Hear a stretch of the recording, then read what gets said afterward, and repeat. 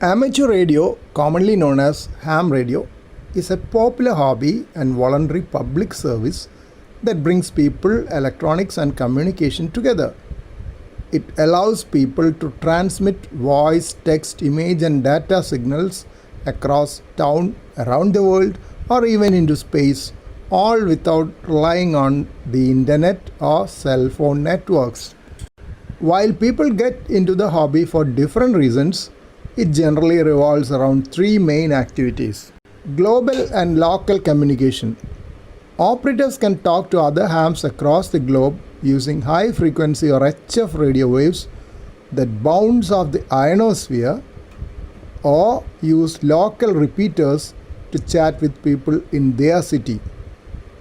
They can even communicate with astronauts on the International Space Station or bounce signals off the moon. Technical experimentation. Amateur radio is deeply rooted in learning and building. Many operators homebrew, that is, build their own antennas, radios, and amplifiers. It's a hands-on way to learn about electronics, radio frequency engineering, and digital signal processing. Because their setups can run on batteries or solar power and don't rely on a central grid, they often provide critical communication networks for emergency services. How do you get started? Unlike listening to AM/FM broadcast radio, you cannot simply buy a transmitter and start broadcasting. Because the radio frequency spectrum is a shared, regulated resource, you must have a license to transmit.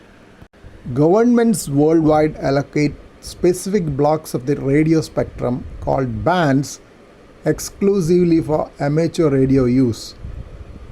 To gain access to these bands, you must pass an examination covering basic electronics, radio theory, and communications regulations.